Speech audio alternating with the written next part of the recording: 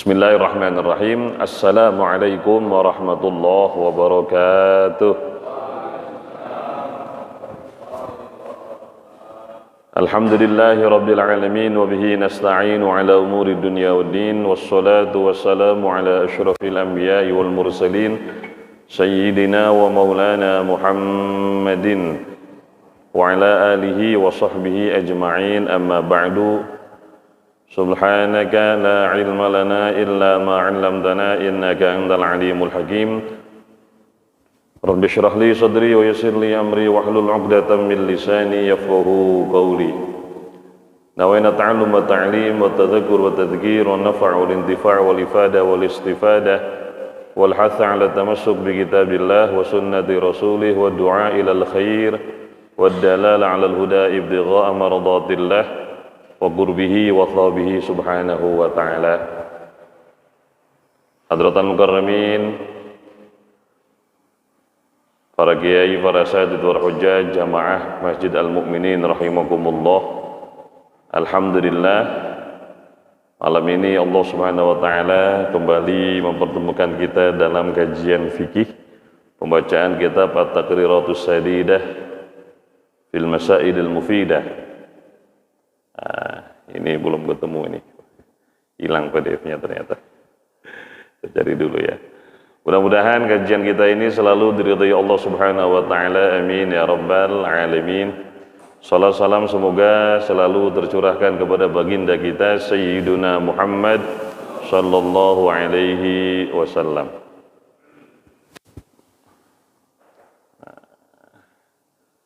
Biasanya langsung ada, ini hilang ternyata. Sampai mana, Ustaz Irfan? Syurutul wudu ya. Takrirat. Mohon maaf, ini kita cari dulu. Nah ini ya. Nah ini muncul deh.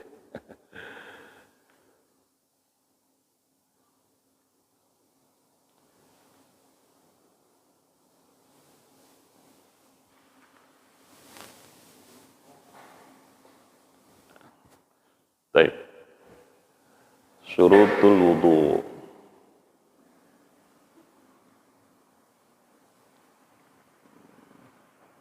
Halaman berapa, Ustaz? 95 ya.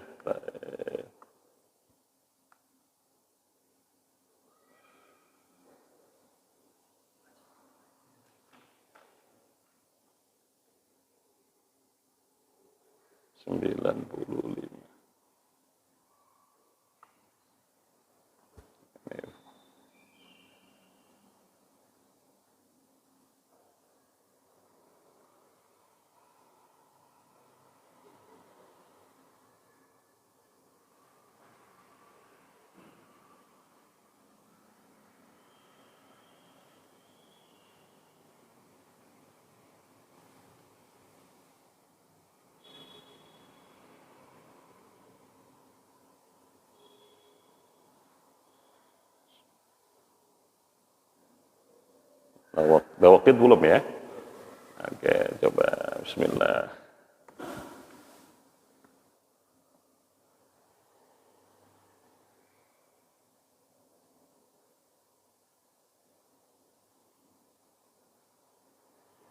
Ayo. Solna, mohon maaf. Gimana, terlihat? Cukup jelas? Ini jalan teknis ini. Cukup jelas? Baik. Bismillahirrahmanirrahim. Qala al-musannifu rahimahullah ta'ala nafa'ana bihi wa bi'ulumi fid dharaini. Amin. Syurutul wudu. Setelah pertemuan yang lalu kita membahas tentang arkanul wudu, kita berlanjut ke syurutul wudu. Nah, ini syarat sahnya wudu gitu ya. Adadu syurutil wudu'i 15 syaratan. Nah, jadi jumlah syarat sah wudu itu ada 15 syarat. Ya. Dan yang 15 itu adalah yang pertama al-Islam, beragama Islam. Fala yasihu min kafirin, maka tidak sah wudu yang dilakukan oleh orang kafir. Kenapa? Li'anna wudu'a ibadatun taftaqiru ila niyatin. Nah, ini ya. Ini alasan kenapa wudu tidak sah dari orang kafir, karena wudu itu adalah ibadah. Dan ibadah membutuhkan niat. Wal kafiru laisa min ahliha, dan orang kafir tidak termasuk atau bukan termasuk ahli niat. Jadi orang kafir itu niatnya tidak sah. Karena nanti ketika membahas tentang niat, di sana ada syarat sah niat. Di antara syarat sah niat adalah Islamun nawi. Islamun nawi, orang yang niat ibadah itu harus beragama Islam. Nah, jadi yang non muslim atau orang kafir, niat ibadahnya itu tidak sah. Niatnya saja tidak sah, sehingga ibadahnya tidak sah. Nah, ini sebenarnya syarat umum ya. Ini syarat umum. Nah, jadi harus beragama Islam itu syarat umum, bukan hanya di wudu, nanti di sodako atau di apapun itu, ya itu tidak sah dari orang kafir ya. Sehingga nanti apapun yang mereka lakukan ya tidak ada pahalanya. Kenapa? Karena pahala itu bergantung kepada niat. Karena kan hadisnya innamal a'malu binniyat wa innamal likulli imri'in ma nawa, dan orang kafir niatnya tidak sah, sehingga semua kebaikan dia tidak ada konsekuensi pahala. Ya, semua kebaikan dia tidak ada konsekuensi pahalanya karena tidak ada niatnya, tidak sah niatnya. Nah, makanya kata Allah Subhanahu wa taala dalam firman-Nya, wa qadimna ila ma 'amilu min 'amalin faj'alnahu haba'am manthura ya. Ketika kami perlihatkan kepada apa yang mereka lakukan dari kebaikan dan seterusnya, maka kami jadikan seperti debu yang bertebaran. Nah, itu orang kafir ya, orang-orang kafir. Nah, ini syarat sah yang pertama, yaitu harus beragama Islam. Yang kedua, at-tamyiz. Nah, syarat sah wudu yang kedua adalah at-tamyiz. Tamyiz ini usia di bawah baligh tapi di atas sobi ya. Tapi sebenarnya orangnya masih sobi. Manusia ketika sudah mencapai usia tamyiz, lalu kemudian nanti orangnya kita bilang mumayyiz ya, itu masih sobi, belum masuk baligh, belum. Nah, tapi sobi ini hampir mencapai usia baligh tapi belum sampai baligh. Fala yasi'u min ghairil mumayyiz, maka tidak sah wudu yang dilakukan oleh orang yang belum mumayyiz. Nanti banyak pendapat ulama standar tamyiz. Apa itu tamyiz? Sehingga kapan orang itu dibilang mumayyiz? Banyak. Nah, kemarin kalau nggak salah sudah lewat di sini ya, bahwa mumayyiz itu adalah atau anak kecil yang sudah membedakan mana yang kanan, mana yang kiri. Itu salah satu standarnya. Ada lagi yang bilang ketika dia sudah minum, sudah tanpa bantuan orang lain, nah, maka dia sudah memasuki usia tamyiz. Nah, sehingga nanti wudunya sah.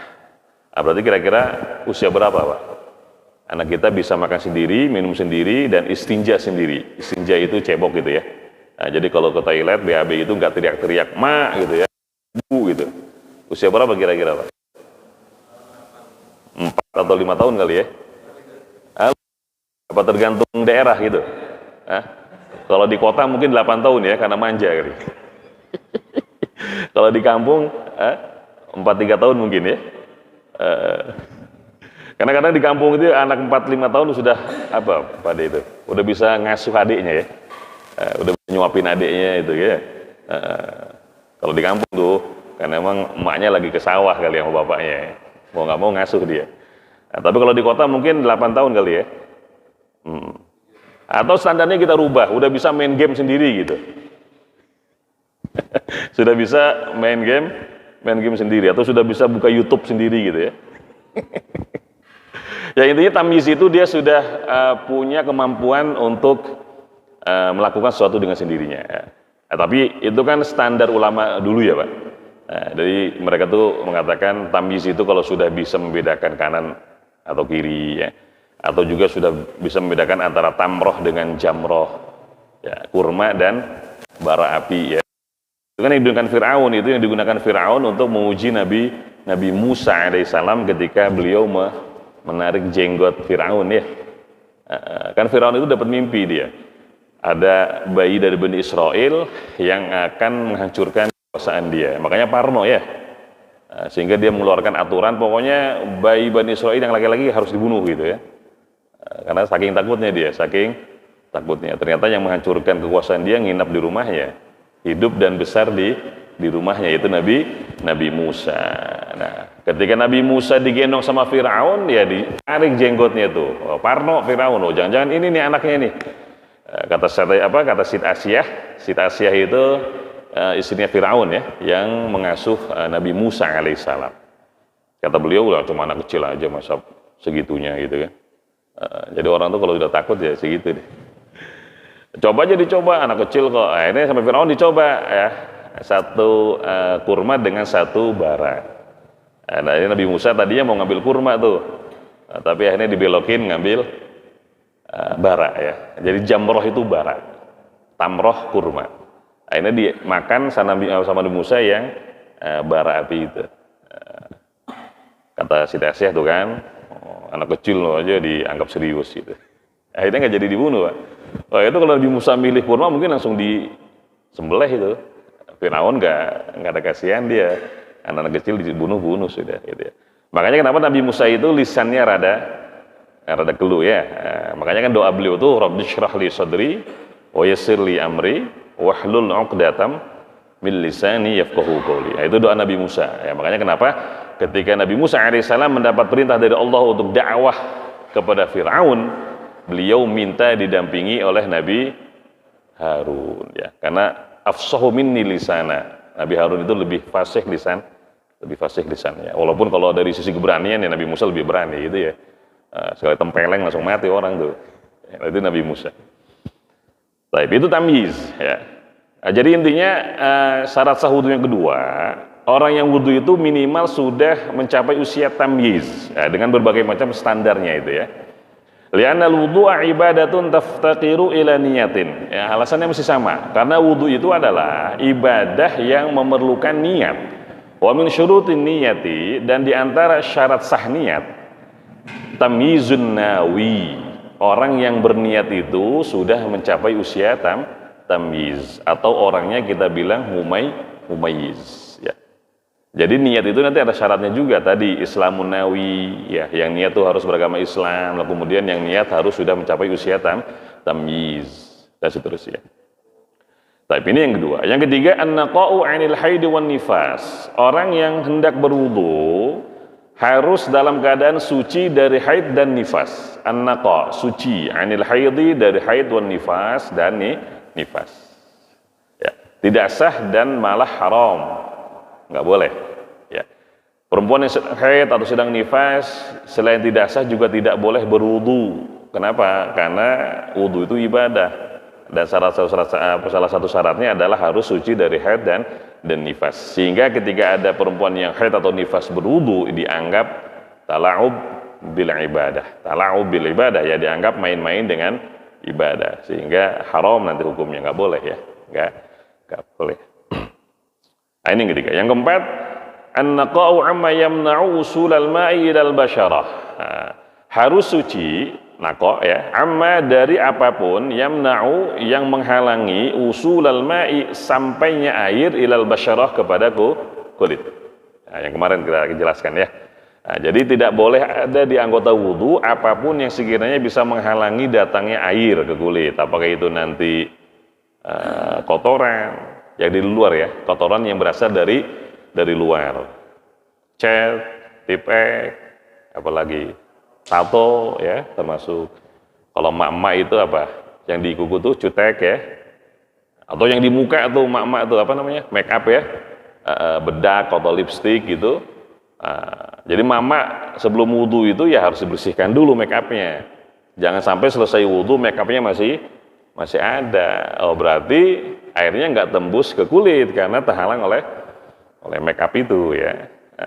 Karena memang salah satu syaratnya ini ya, salah satu syarat sahnya adalah harus suci dari apapun yang bisa menghalangi datangnya air ke kulit.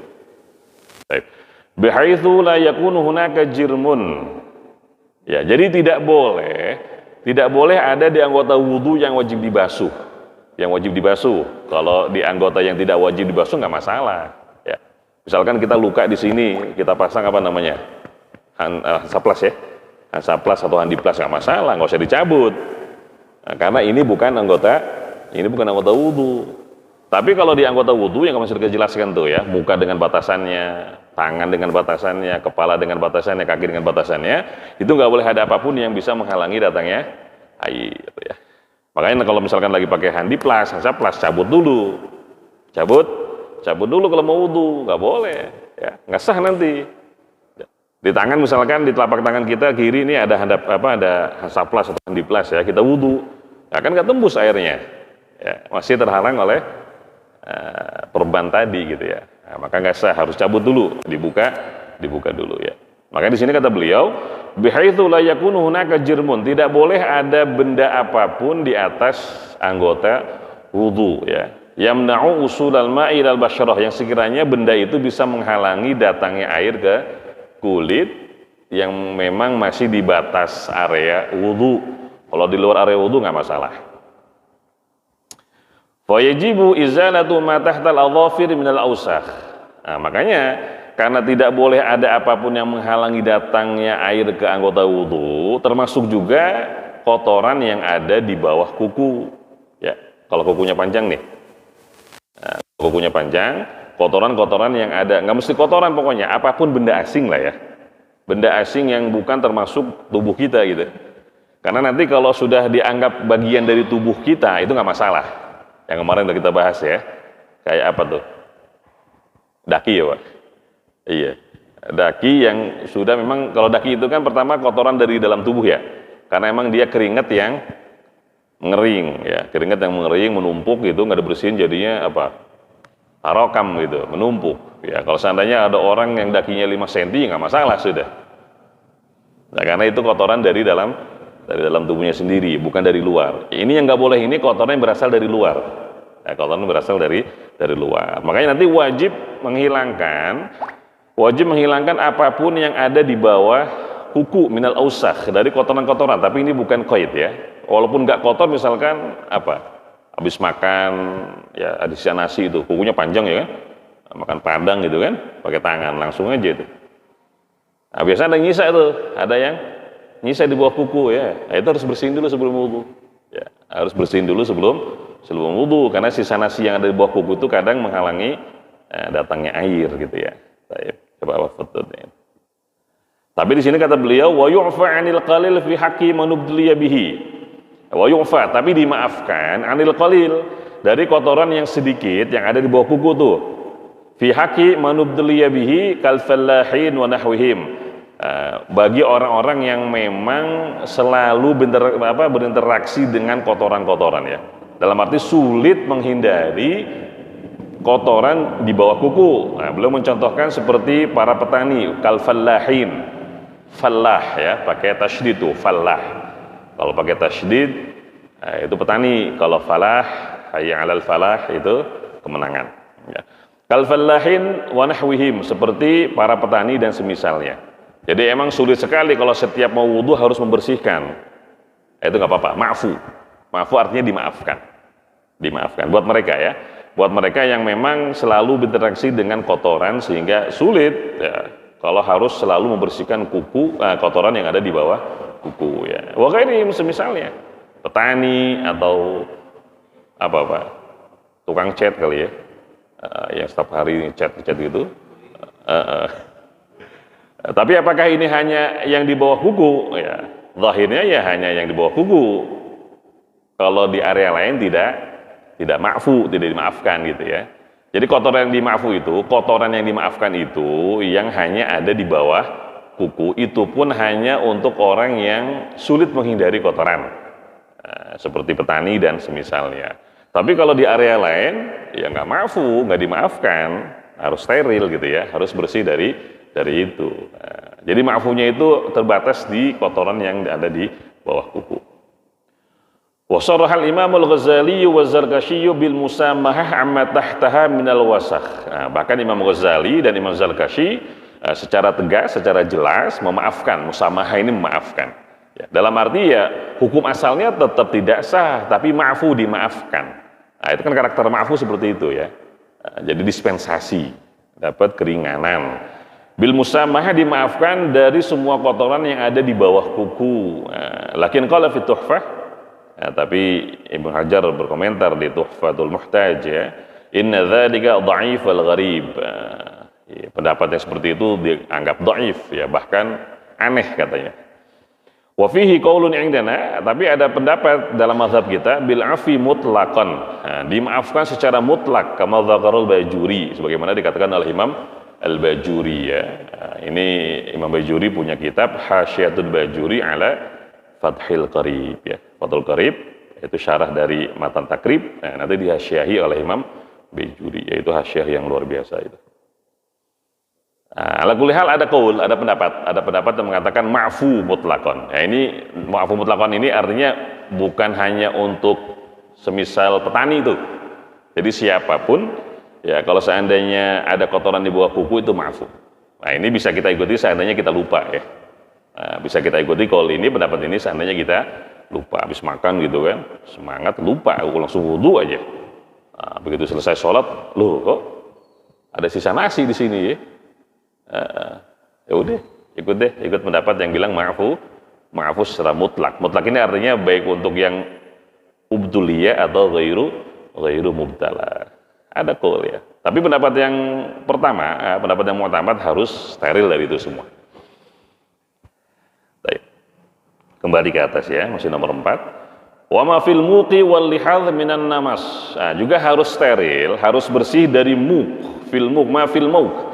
Apapun yang ada di muk ini ya, kemarin sudah kita contohkan. Muk itu ujung mata yang dekat hidung, ini muk. Wal lihad, ujung mata yang dekat dengan kuping, ini lihad. Minan namas, namas ini kotoran mata, apa namanya? Belek ya. Nah, itu harus bersih. Ya, mata itu memang bagian batin nanti ya. Bagian dalam mata itu dianggap batin, dianggap bagian dalam, sehingga baik dalam wudu hadas kecil maupun dalam mandi hadas besar itu tidak wajib dibasuh, tidak wajib dibasuh ya. Pas mandi wajib ya nggak usah diguyur gitu ya, nggak usah, emang nggak wajib, malah kalau membahayakan nanti ya, nggak boleh ya. Tapi kalau yang masih di muk, ini namanya muk, ini lihal, itu masih dianggap zahir, masih dianggap zahir, sehingga harus dibersihkan. Ya, yang sekiranya kelihatan ketika berhadapan dengan orang lain ya. Jadi kalau orang itu masih lihat belek kita, berarti beleknya itu sudah di luar, sehingga harus dibersihkan ketika wudu. Tapi kalau masih di dalam ya nggak usah, biarin aja. Selama masih di dalam dianggap atau dihukumi batin, sehingga tidak wajib dibasuh ya. Nah, ini. Makanya nanti kalau setelah wudu masih ada kotoran di mata ya ulang lagi gitu ya. Makanya sebelum wudu kalau bisa bersihin dulu tuh, apalagi bangun tidur gitu ya, bersihin dulu, baru wudu. Wa ghairi dzalika mimma yamna'u usulal ma'i ilal basyarah. Dan dari selain yang disebutkan tadi, kotoran di bawah kuku atau kotoran yang ada di mata ya, dari apapun yang sekiranya bisa menghalangi datangnya air ke kulit, apapun itu nanti ya, handiplas, ya hansaplas atau apalah gitu, atau gelang misalkan ya, kemarin kita bilang kan sunnah menggoyangkan cincin ya, sekiranya air itu bisa masuk tanpa diputar, digoyang gitu, tahrik, digerakkan. Tapi kalau misalkan cincinnya kenceng, gelangnya kenceng ya, nggak bakal masuk air kecuali dengan dilepas atau dengan digerakkan, maka menggerakkannya wajib ya, maka menggerakkannya wajib. Nah, itu yang keempat. Yang kelima, alla yakuna 'alal 'udwi ma yughayyirul ma. Alla yakuna 'alal 'udwi ma yughayyirul ma. Tidak boleh ada di atas anggota wudu apapun yang sekiranya bisa merubah hukum air. Ya, nggak boleh ada zat apapun, nggak boleh ada benda apapun di anggota wudu kita yang sekiranya bisa merubah hukum air atau kemutlakan air. Ini berkaitan dengan syarat sah wudu, yaitu al-ma'ul mutlak ya, harus bersuci dengan air mutlak atau yang belum berubah. Bihaitsu yaslubu ismal ma', Makanya di anggota wudhu kita nggak boleh ada apapun yang bisa menghilangkan status itlaqul ma, atau air itu sebagai air mutlak. Kahibrin seperti tinta, wasobunin atau sabun masaran contohnya, gitu ya. Jadi di anggota wudhu kita ini masih ada tinta dulu, apalagi tinta kayu dulu ya, yang dari apa tuh bahasa kitanya? Ya, kalau mangsi, nah itu dia mangsi ya. Ada di tangan kita misalkan. Nah, itu kalau guyuran pertama, itu kan langsung berubah airnya Pak. Ya, basuhan pertama itu airnya pasti berubah rada hitam atau rada biru. Nah, berarti basuhan ini jangan dihitung. Basuhan ini jangan dihitung. Itu mah dianggap membersihkan tintanya tuh, karena sudah berubah. Karena sudah berubah airnya. Nah, makanya kalau misalkan orang di tangannya ada tinta atau ada cat misalkan masih basah ya, cat masih basah, dia basuh sekali, nggak dia basuh lagi tuh, dia wudhunya cuma satu kali, basuhan semuanya. Nah, itu nggak sah nanti wudhunya, karena ketika dia basuh satu kali, basuhan itu sudah berubah airnya, ya, karena kecampur cat atau tinta yang ada di tangannya, di anggota wudhunya. Tapi kalau dia basuhnya 2-3 kali nggak masalah, ya silakan aja. Nah, jadi basuhan pertama itu dianggap menghilangkan sisa tinta atau sisa cat. Nanti yang kedua dan ketiga itu basuhan wudhu ya, karena basuhan kedua dan ketiga sudah tidak berubah. Nah, jadi intinya syarat yang kelima ini mengharuskan tidak boleh ada apapun di anggota wudhu ya yang sekiranya bisa merubah sifat air, sifat air, apakah itu tinta, sabun, cat atau yang lainnya. Baik, ini yang kelima ya. Yang keenam, al-ilmu bi fardhiyatihi, ay ya'lama man yuridul wudu'a annal wudu'a fardun. Nah, jadi harus mengetahui kefarduan wudu.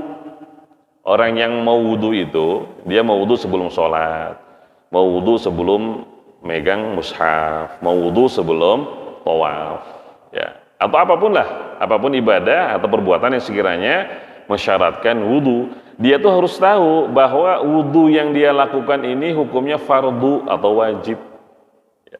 Jadi ayya'lama may yuridul wudu'a, hendaklah mengetahui orang yang hendak berwudu annal wudu'a fardun, bahwa wudu yang akan dia lakukan ini adalah wudu wajib.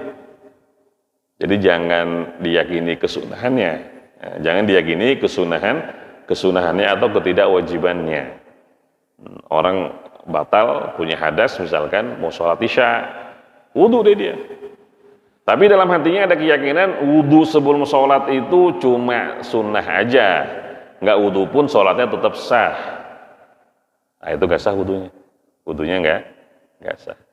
Itu secara global ya, secara paket, secara keseluruhan meyakini bahwa wudu itu tidak sah, tidak wajib gitu. Atau bagian dari praktek wudunya, praktek wudunya. Misalkan dia meyakini salah satu rukun wudu sebagai sunnah, itu pun nggak sah nanti. Cuci tangan, basuh muka rukun, wajib gitu ya. Basuh tangan wajib, usap kepala sunnah, cuci kaki wajib. Nah itu nggak sah tuh. Kalau ada orang yang wudu tapi punya keyakinan seperti itu, punya pengetahuan seperti itu, dia menganggap salah satu rukun sebagai kesunahan, itu nggak boleh, ya, nggak sah wudunya. Lebih baik, masih mending, ini kan kasusnya dia nggak bisa membedakan mana yang sunnah, mana yang wajib ya Pak. Dia tidak bisa membedakan mana yang rukun, mana yang bukan rukun atau sunnah. Lebih baik, ya masih mending kalau dia meyakini semua gerakan wudu itu wajib, masih mending. Ya ala kulli hal sah lah gitu ya. Walaupun nanti ya harus diperbaiki lagi gitu. Dibanding meyakini semua gerakan wudu itu sunnah, semua perbuatan atau praktek wudu itu sunnah. Atau meyakini yang wajib sebagai sunnah. Nah, itu nggak sah nanti wudunya tuh, ya. Wudunya nggak sah. Orang habis wudu kita tanya, Pak, hafal nggak rukun wudu? Nggak hafal. Ya. Pokoknya tadi pas saya wudu, saya yakini semuanya sebagai rukun tuh. sebagai fardu, yang boleh cuci tangan rukun, kumur-kumur rukun gitu ya, usap kuping juga rukun. Nah itu nggak apa-apa itu. Ya masih mending itu ya. Walaupun salah sebenarnya. Salah dalam mengidentifikasi ya, mana yang wajib, mana yang sunnah. Dibanding orang yang meyakini salah satu rukunnya sebagai kesunahan, itu nggak sah. Itu tidak sah. Nah ini rinciannya seperti ini. Nah ini, itu yang nomor 7 ya. Allah ya'taqida fardhan, yang kita jelaskan tadi itu berkaitan dengan nomor 7 ini. Allah ya'taqida fardhan min furudihi sunnatan. Nah, jadi syarat sah wudu yang selanjutnya nomor 7 adalah tidak boleh meyakini fardhan min furudihi, salah satu dari fardu wudu sunnatan sebagai kesunahan. Tadi contohnya ya nggak boleh. Nah, nanti kalau dilakukan batal wudunya, nggak sah. Wa fihi halat, ada beberapa keadaan. Yang pertama, taratan ya'taqidu anna kull af'alil wudu'i furud. Ya. Jadi orang tidak bisa mengidentifikasi antara fardu dengan sunnah yang ada dalam praktek wudu, mulai dari cuci tangan sampai cuci kaki. Kadang dia meyakini semua perbuatan wudu, semua gerakan wudu, semua praktek wudu furud sebagai fardu atau rukun.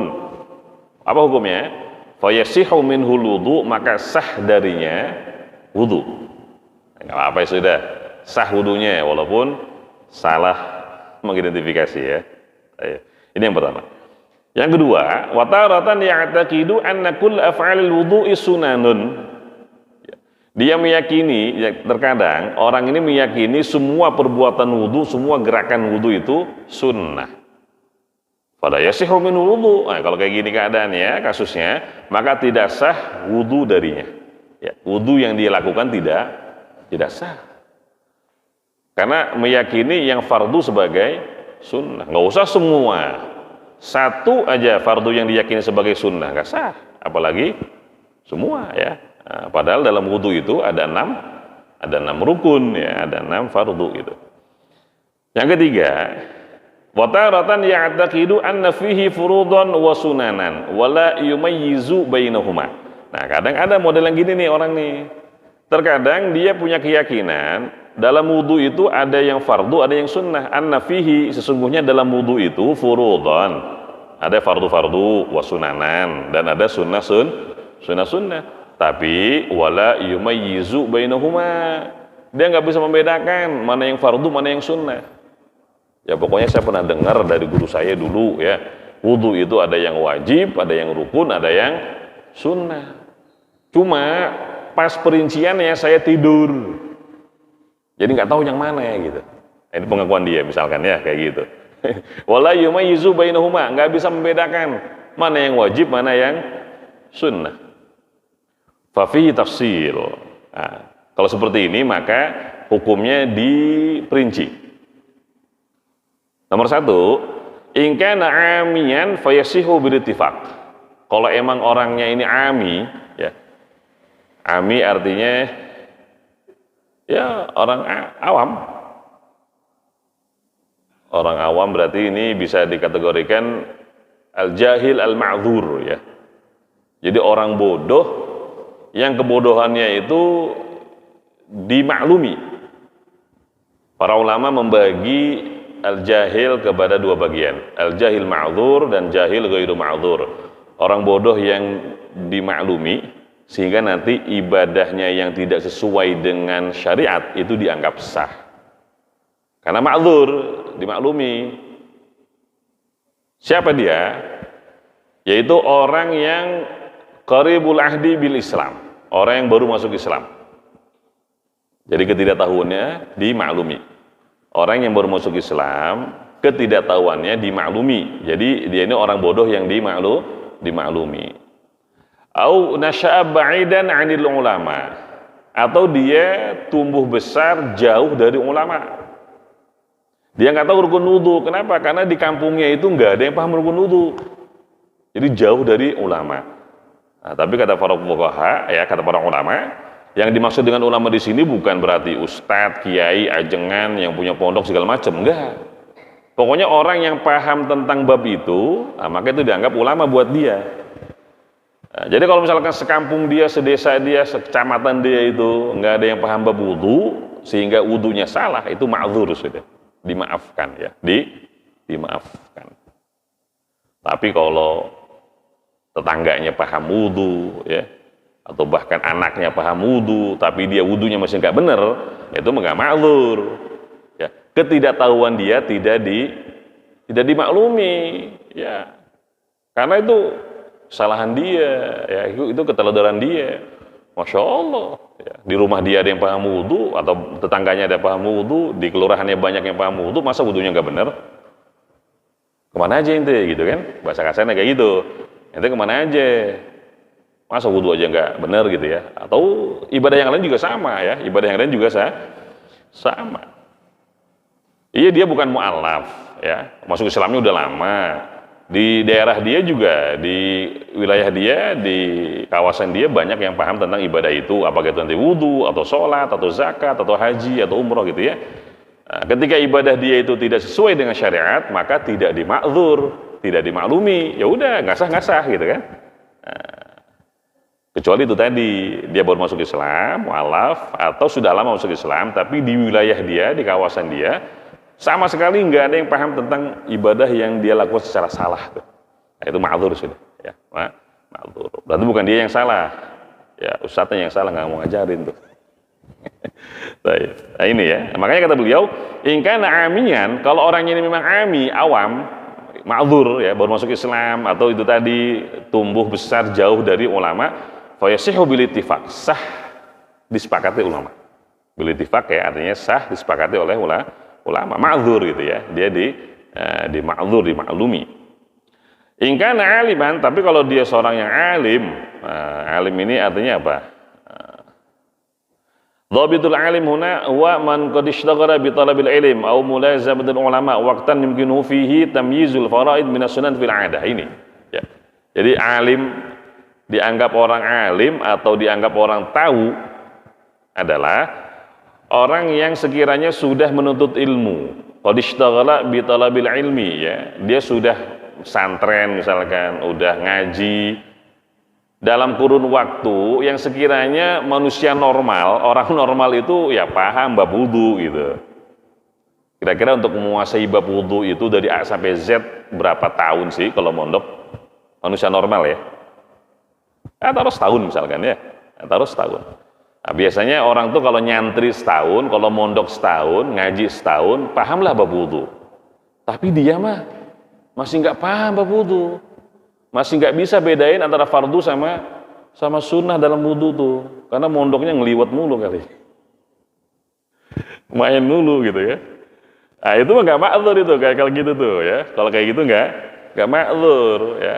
Atau mulai zamatil ulama ya. Atau dia dekat dengan ulama waktan, dalam tempo waktu sekiranya kalau normal itu dia bisa membedakan mana yang fardu, mana yang sunnah.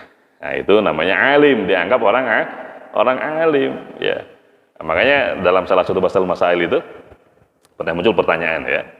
Nah, kita bahasul masail muncul pertanyaan, gimana kalau santri ya ibadahnya itu masih tidak sesuai dengan fikih, dengan syariat, karena memang ngajinya belum sampai ke situ. Ya, ngajinya belum sampai ke situ. Ya, misalkan tayamumnya masih salah karena ngajinya masih di bab wudu, masih di bab mandi, belum masuk bab tayamum. Itu ma'dzur apa enggak? Ya, bisa jadi ma'dzur ya, karena dia belum masuk bab itu gitu ya. Tapi dengan syarat memang sekolahnya belum sampai gitu ya, aturan pondoknya belum sampai ke bab itu. Tapi kalau teman-temannya udah belajar, dia belum belajar karena bolos misalkan ya, loh di kelas sudah diajarin sama ustadz itu ya, iya di halakoh sudah diajarin sama kiai itu, cuma waktu belajar bab itu ente kabur misalkan, ente tidur, itu mah nggak ma'dzur sudah. Baik, itu muncul ya seperti itu. Nah, kalau aliman gimana? Dia sebenarnya sudah tahu, atau sekiranya dia itu dianggap sudah tahu lah ya. Karena di tempat dia banyak ustadz, dia juga mondok ya, tempo waktunya sudah seharusnya paham bab wudu, tapi karena keteledoran dia ya, sering tidur, sering apa gitu, masih nggak paham. Nah, ini Ada dua pendapat. Yasihu inda Ibnu Hajar, menurut Imam Ibnu Hajar sah. Wala yasihu inda Ramli, tapi menurut Imam Ramli tidak sah. Ya, kayak kita nih Pak, kayak kita nih. Kan kalau cuma bab wudu mah tetangga kita banyak yang paham Pak ya. Nggak mesti ustaz, nggak mesti kiai kan. Tetangga kita juga banyak yang paham bab wudu. Berarti kita ini dianggap alim.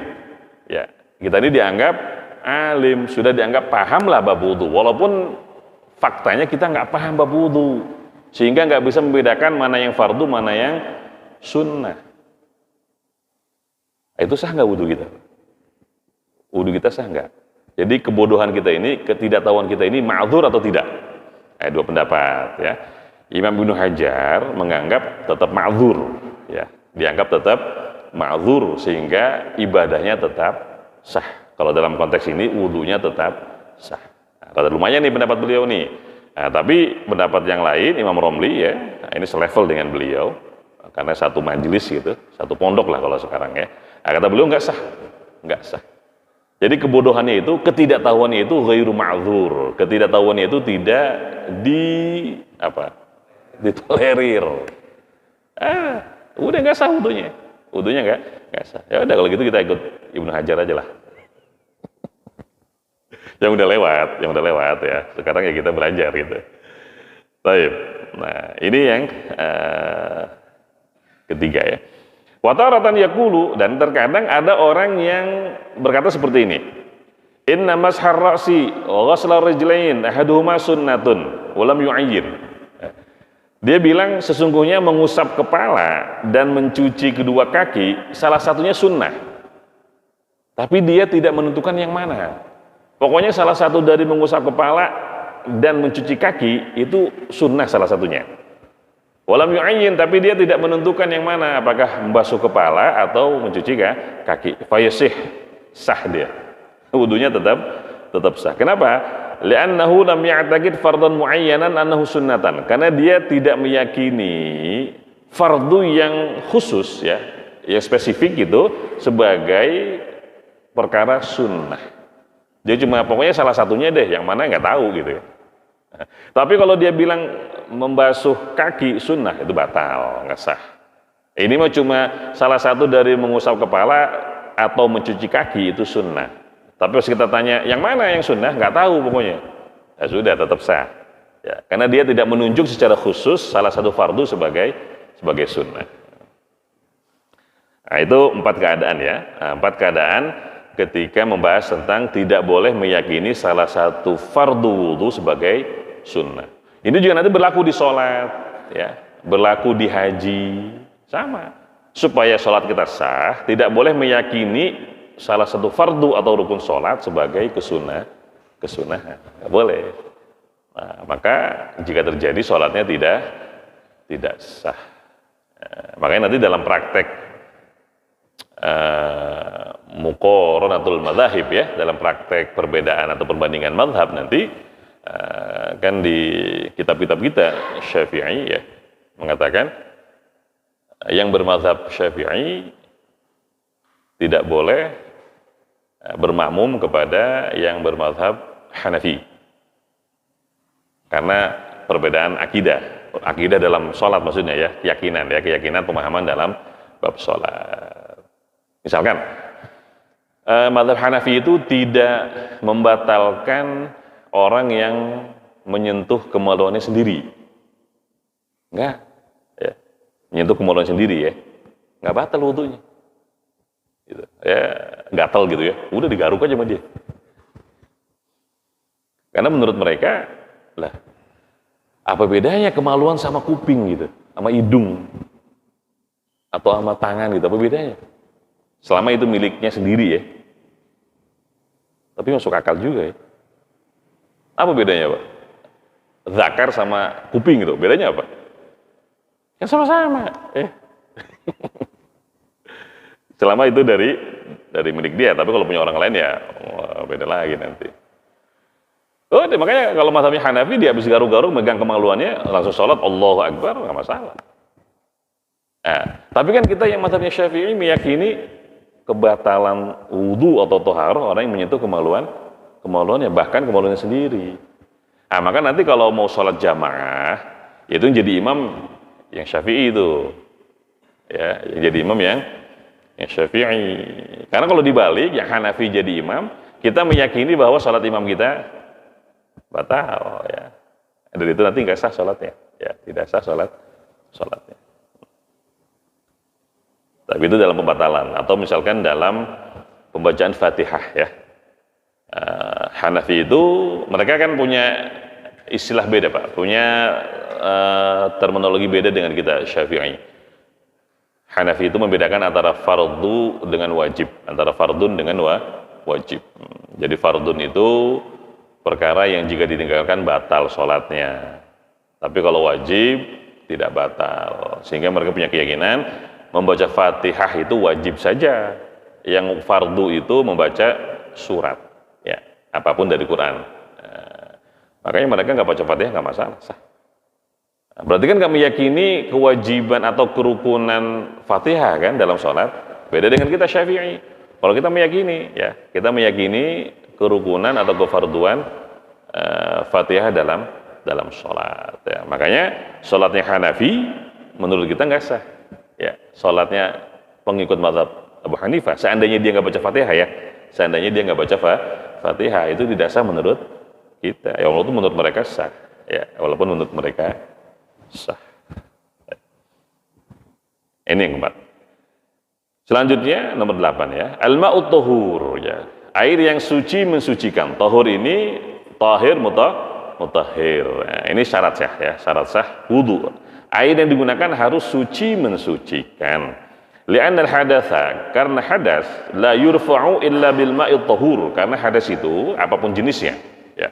Baik itu mukhaffafah, mutawassithah, begitu hadas asghar atau hadas akbar, tidak bisa hilang illa bil ma'it tahur, kecuali dengan air yang tahur, al mutlak, yang mutlak. Mutlak itu belum berubah sifatnya, baik bau, warna atau rasa. Kama taqaddam, sebagaimana sudah dijelaskan di penjelasan sebelumnya.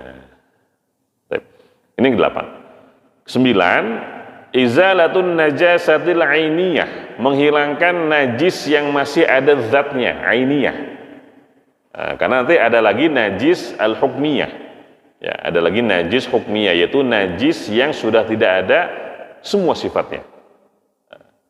Kalau ainiyah yang masih ada sifatnya walaupun satu. Najis itu kan punya 3 sifat, bau, rasa, dan warna. Kalau masih ada salah satu sifatnya, nggak usah 3-3-nya ada, salah satu sifatnya ada, itu masih dihukumi ainiyah, ya, masih masuk kategori najis ainiyah.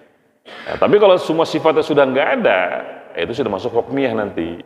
Ya, misalkan anak kita ngompol ya, anak kita ngompol atau pempesnya rembes misalkan di lantai, udah tuh kita lap doang pakai tisu, set, gitu ya. Besoknya udah nggak ada baunya, udah nggak ada warnanya, dan sudah tidak ada rasanya. Nah, cuma ngecek rasa gimana nggak tahu nih. Anggaplah ya. Nah, itu lantai yang kemarin kita usap pakai tisu itu masih ada najisnya itu. Cuma najisnya hukmiyah. Nah, ntar kalau misalkan kita sholat di situ nggak sah sholat kita, karena tempatnya najis walaupun hukmiyah ya, walaupun hukmiyah. Karena dilap dengan tisu itu tidak menghilangkan najis. Karena najis itu harus diguyur ya, harus diguyur dengan air, set gitu. Walaupun sedikit, ya, walaupun sedikit. Ya, usap dulu, habis itu diguyur, saya udah usap lagi deh. Nah, kalau di anggota wudhu kita itu ada najis, dilihat status najisnya. Kalau najisnya najis ainiyah, masih ada salah satu sifatnya, maka harus dibersihkan dulu. Nah, ini kita lihat ya. Idza kanat la tazulu bi ghuslatin wahidatin fayajibu ghuslatani bil ittifaq.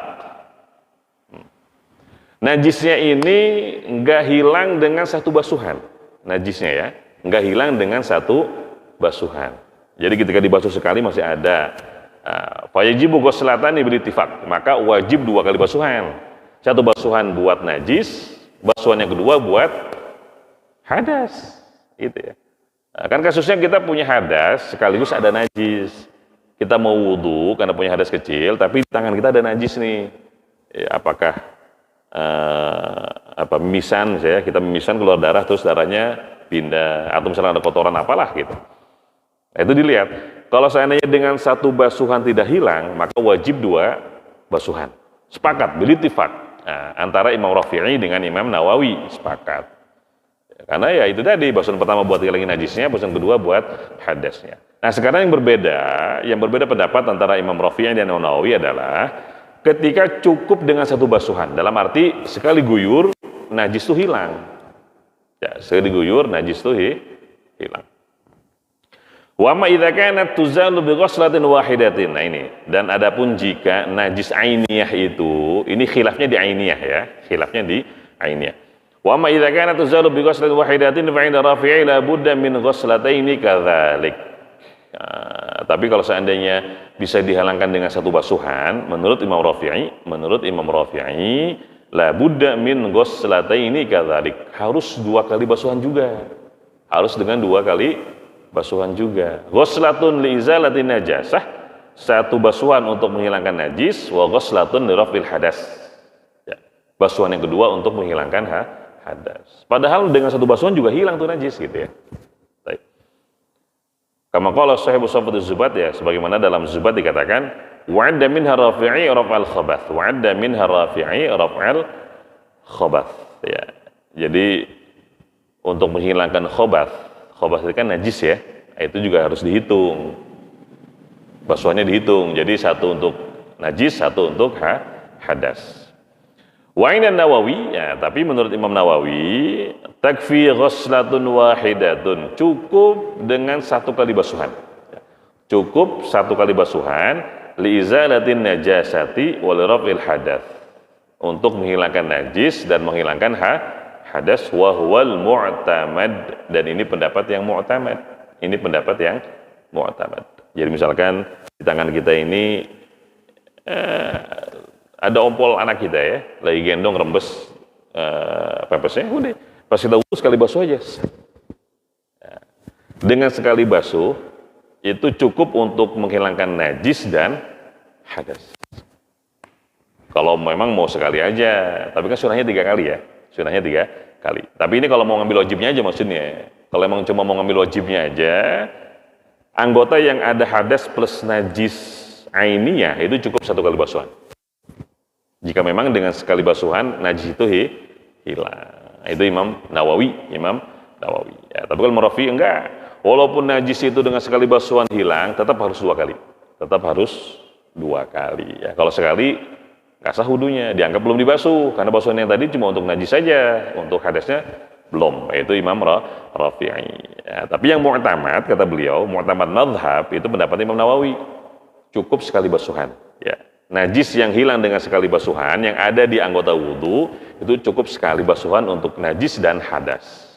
Sehingga kalau seandainya ada orang yang wudu cuma satu kali sah wudunya. Ya, wudunya sah. Itu yang 9. Yang 10, jaryul ma' ala jamil udwi.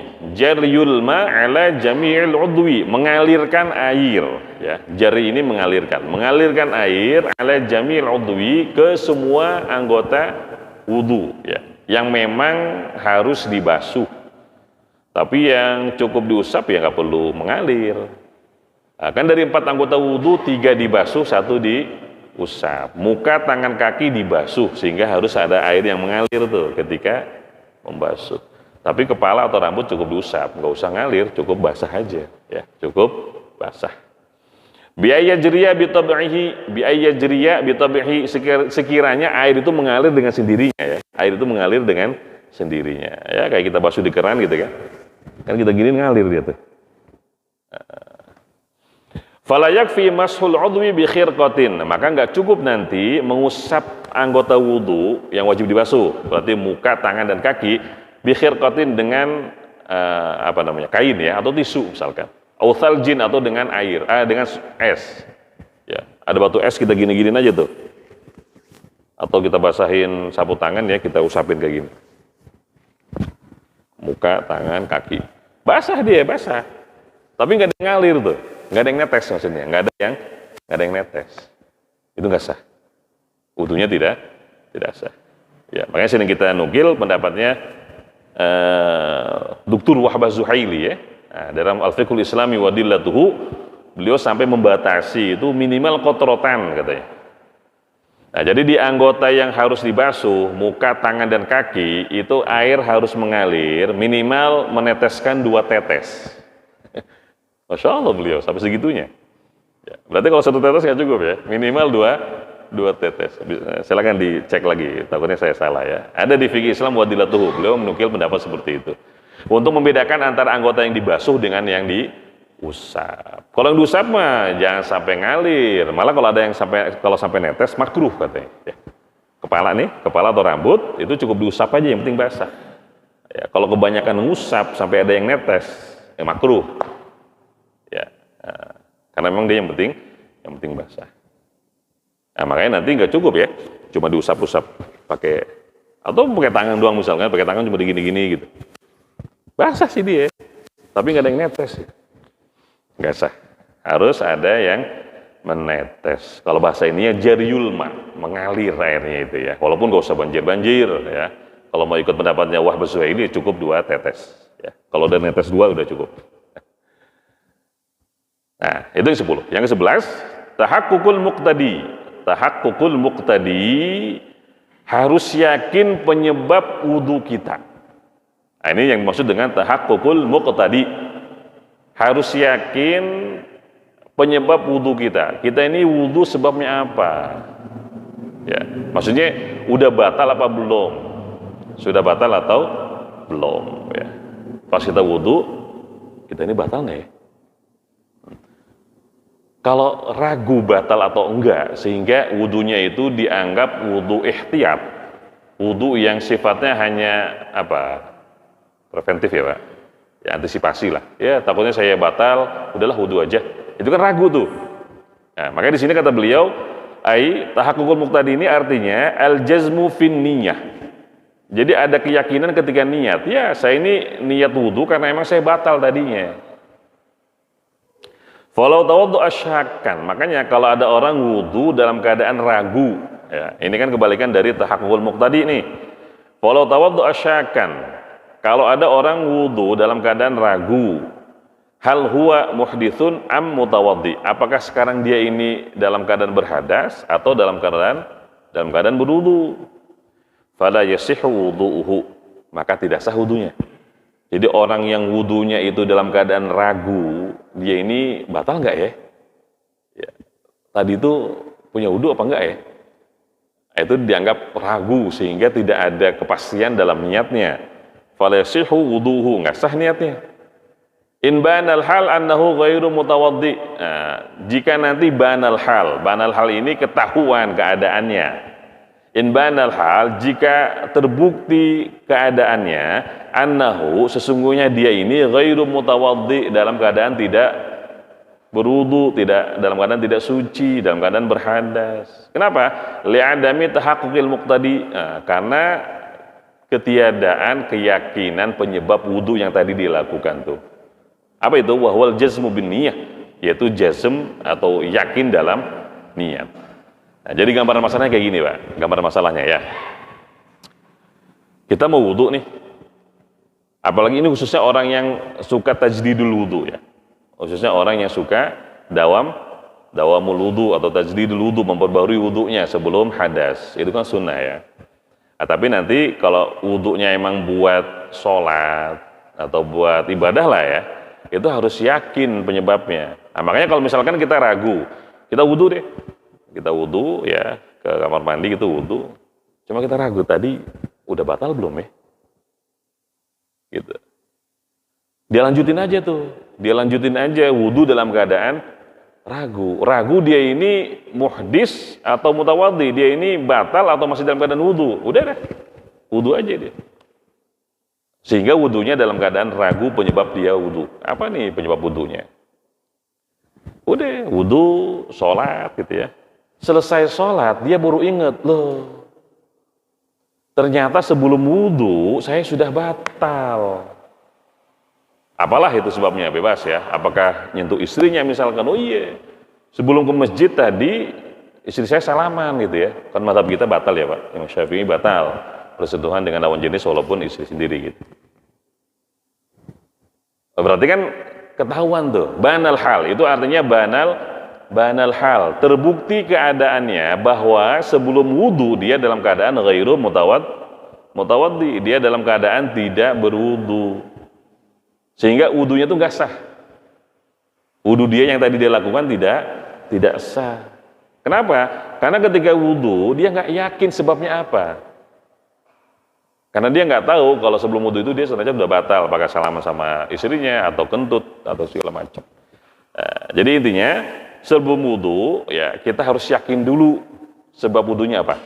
Ya, dalam arti kita harus yakin kita ini dalam keadaan tidak wudu atau dalam keadaan wudu. Berarti maksudnya tajdid. Atau yakin dalam keadaan tidak wudu sehingga diyakini ini wudu yang pertama. Intinya yakin deh. Ya yakin. Kan kalau tajdidul wudu nanti nggak perlu pakai kata fardu ya Pak. Udah nawaitul wudu cukup sudah. Karena emang wudunya bukan wudu fardu, wudu sunnah kan tajdid. Dia masih punya wudu lagi kan sunnah. Nah, tapi kalau misalkan dia nggak punya wudu sebelumnya ya harus pakai kata fardu ya khilaf lah ya. Walaupun ada yang mencukupkan dengan wudu saja. Gitu.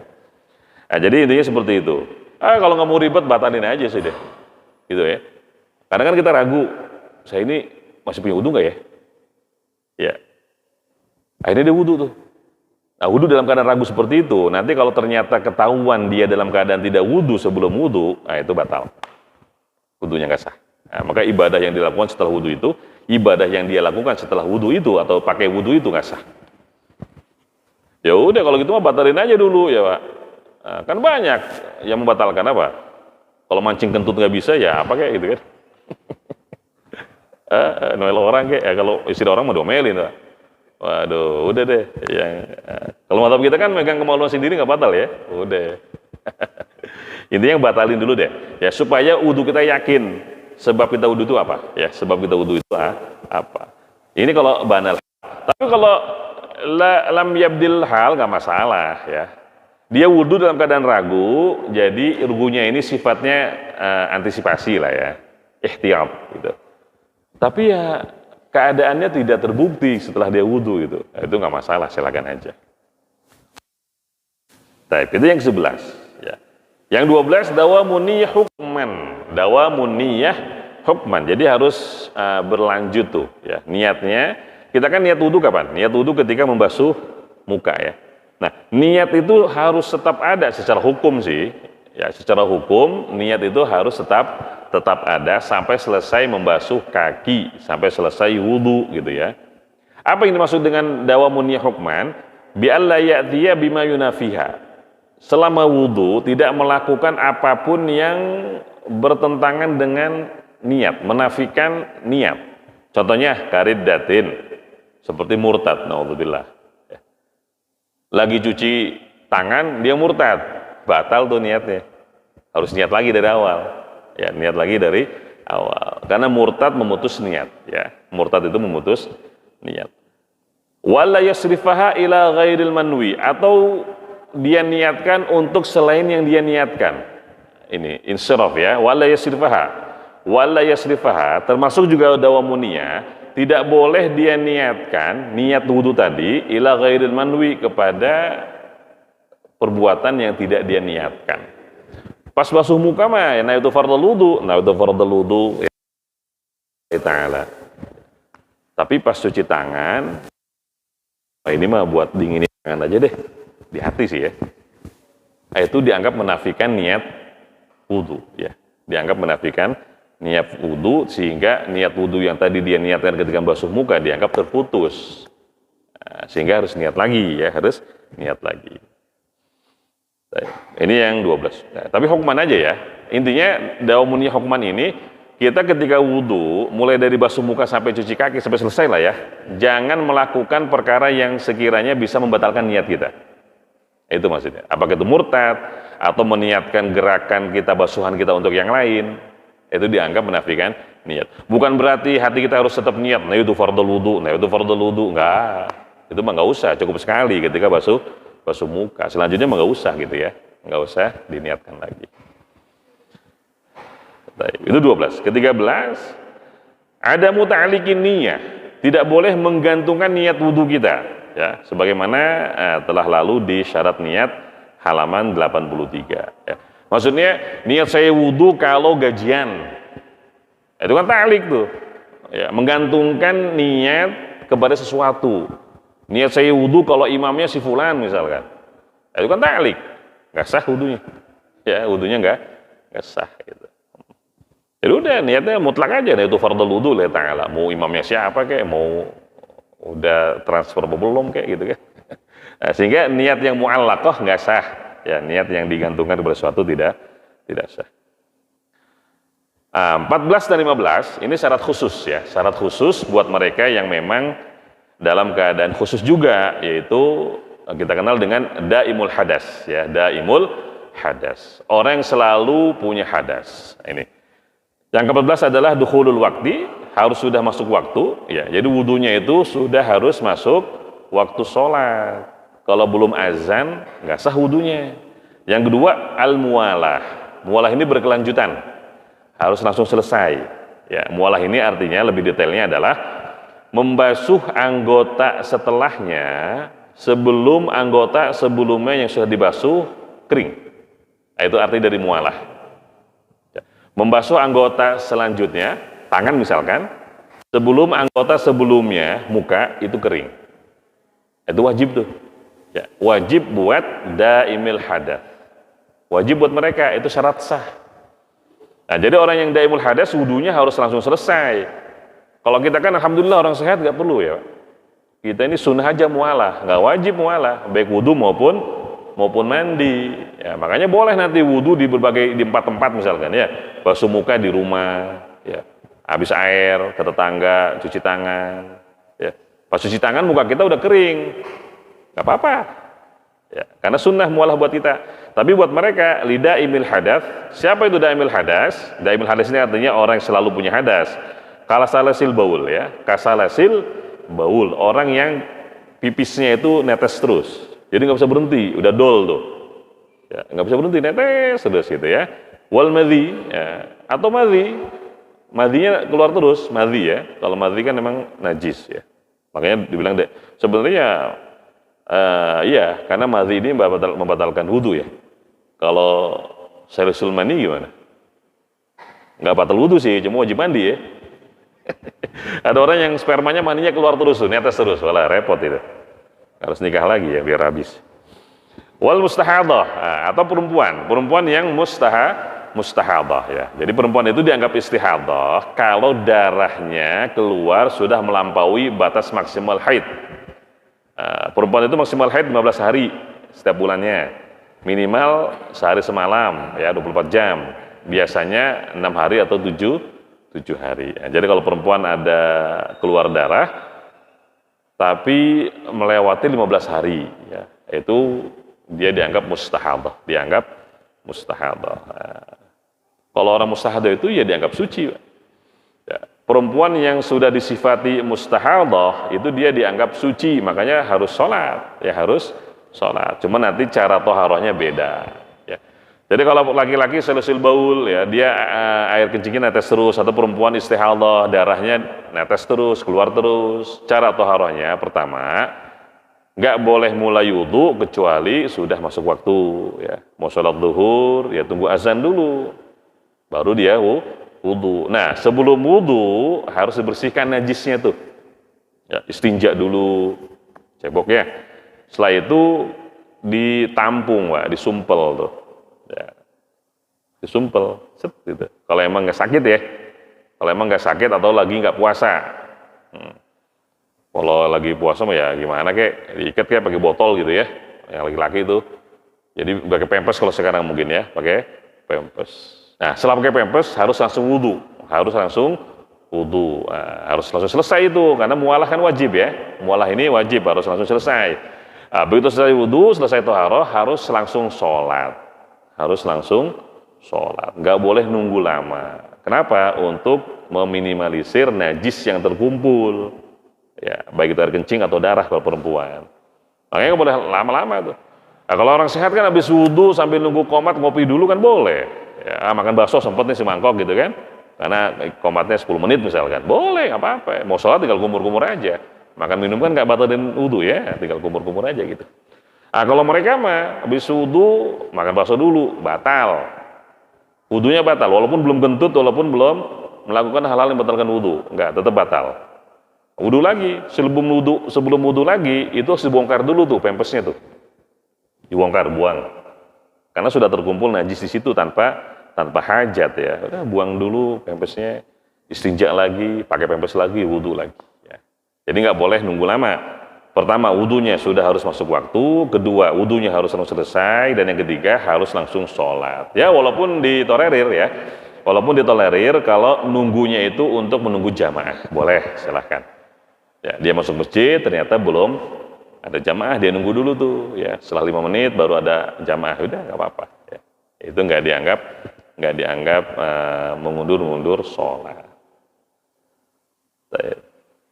Nah ini. Kama qala sahibu Safatus Zubat ya, sebagaimana dikatakan dalam Zubat, lahu syurutun khamsaha. Jadi punya 5 syarat, tuhuru kesucian air, wa kaunuhu mumayyizan, orang yang wudu dalam keadaan mumayyiz wa muslima, dan dia seorang muslim, wa adamul mani' min wusuli, dan tidak ada yang menghalangi dari datangnya ma'in air ila basyaratil maghsuli, kepada kulit anggota yang dibasuh. Wa yadkhulul waktu li daimil hadath, dan harus masuk waktu khusus untuk daimul hadath. Wa ada minha rafi' raf'al khabath, dan Imam Rafi'i menganggap dari syarat sah wudu yaitu mengangkat najis. Wa ada minha rafi'i raf'al khabath. Imam Rafi'i menganggap salah satu syarat sah wudu adalah mengangkat najis ya. Makanya kata beliau, walaupun najis itu yang tadi ya, yang tadi kita jelaskan, Imam Rafi'i itu berpendapat walaupun najis itu bisa hilang dengan satu basuhan, tetap harus 2 kali basuhan ya. Berbeda dengan Imam Nawawi. Kalau Imam Nawawi cukup sekali, kalau emang cukup dengan satu basuhan ya, hilang dengan satu basuhan maksudnya. Nah, satu basuhan itu buat najis dan buat hadas. Baik ya. Selesai 15 syarat sah wudu. Ya, ini ada permasalahan. Jadi permasalahan seputar wudu ya. Idza syakka fit thaharah, dia ragu dalam kesucian. Wa tayaqqanal hadath, dan dia yakin dalam keadaan hadas. Ya. Atau kebalikannya, au syakka fil hadath, dia ragu dalam keadaan hadas, wa tayaqqanat thaharah, dan dia yakin dalam keadaan suci. Famal hukmu, apa hukumnya? Jadi ada orang yakin thaharah, lalu kemudian ragu dalam keadaan ragu dengan hadas ya. Dia yakin udah punya wudu, orang masih basah kok mukanya ya, baru keluar kamar mandi misalkan, atau baru selesai wudu, begitu masuk masjid ragu dia, loh tadi kentut nggak ya, gitu ya. Atau misalkan dia masuk pasar karena bejubel gitu kan, atau naik kereta bejubel, tadi nyentuh perempuan nggak ya, kan ragu tuh. Dia yakin wudu, tapi karena satu lain hal menyebabkan dia ragu akan kebatalan. Ya, tapi ragu ini harus ada sebabnya ya Pak. Ragu itu harus ada sebabnya. Apakah tadi naik kereta atau masuk pasar bejubel gitu, ada kemungkinan dia bersentuhan dengan lawan jenis batal gitu ya. Atau misalkan dia mules, ya, perutnya mules benar, dan memang tadi rada pengen kentut gitu, tapi dia tahan, dia ragu, ada yang keluar nggak ya? Nah itu sebab keraguannya. Tapi kalau ujug-ujug ragu, itu bukan syak namanya, itu bukan ragu namanya, itu was-was. Itu setan. Perutnya misalkan nggak apa-apa, ya, bukan mulus malah lapar gitu kan, misalkan. Dia juga dari tadi nggak papasan atau nggak bejubel sama lawan jenis, jadi nggak ada sebab yang membolehkan dia ragu gitu. Tapi kok tiba-tiba ragu, itu mah was-was itu, nggak usah diikutin. Ya, nggak usah masih didengar, setan itu mah. Loh, tadi kentut nggak ya? Tapi perutnya nggak mules. Kan biasanya orang kentut itu ada mules dulu ya Pak, ada mukodimahnya lah, ada pendahuluannya. Tiba-tiba ragu, kentut nggak ya? Nah, itu mah was-was. Nah, jadi kata para ulama, yang namanya syak atau ragu itu harus ada penyebabnya. Ya, harus ada penyebabnya. Kalau nggak ada penyebabnya itu was-was, nggak usah diikutin. Ya, kalau diikutin setan seneng. Baik, ini gambarannya. Arada ayusolliya tsumma syakka. Nah, dia pengen sholat, lalu kemudian ragu, ya. Dia pengen sholat, lalu kemudian ragu. Hal huwa muhditsun am mutatahhirun. Dia ini dalam keadaan hadas atau dalam keadaan suci. Fa in tayaqqanal hadas, kita lihat kalau emang dia yakin hadas, yakinnya dari mana? Kan dakhalal khala wa qadha hajatahu. Iya. Keyakinan itu pun nanti ada sebabnya. Saya ini yakin hadas. Kenapa kok ente yakin hadas? Iya, tadi saya masuk toilet. Tadi saya pipis misalkan. Tadi saya BAB gitu kan. Ya udah itu meragu kan? Dia ragu punya hadas karena ada sebabnya. Keluar dari toilet. Tsumma syakka ba'dahu. Setelah itu dia ragu. Tadi keluar toilet wudu enggak ya? Kan masuk akal ya, Pak? Masuk akal. Ragunya itu masuk akal karena tadi dia masuk toilet lalu kemudian ragu dia tadi wudu enggak, hal tatahhar amla, dia ini bersuci atau tidak setelah keluar toilet tuh wudu apa enggak gitu. Maka hukumnya fahuwa muhditsun, maka hukumnya dia ini hadas. Karena hadasnya yakin dari toilet, kemudian dia ragu wudu apa enggak, ya udah, al aslu baqa'u makana ala makana, ya. Jadi hukum asal itu dikembalikan kepada fakta sebelumnya gitu.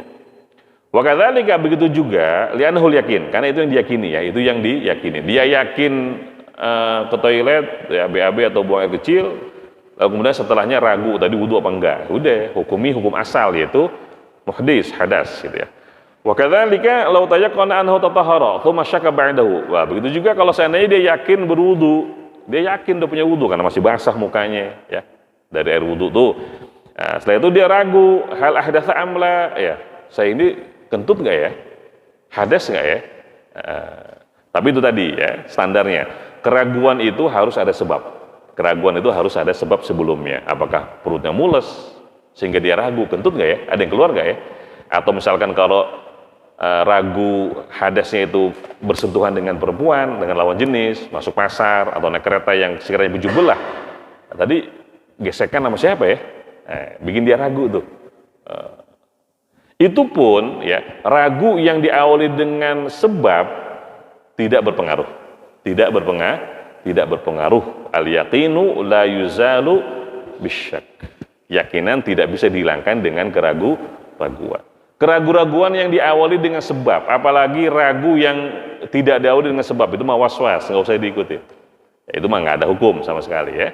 Dalam fikih namanya waswas itu tidak ada hukum, yang ada hukum itu syak. Li'annahu yakin bahwa mutatahhirun. Nah, kalau seperti ini maka hukumnya adalah suci, suci li'annahu yakin, karena itu yang diyakini ya, karena itu yang diyakini. Fal hukmu annahu ya'khudhu biyaqinihi. Hukumnya adalah dia mengambil yang menjadi keyakinannya ya, dia mengambil yang menjadi keyakinannya.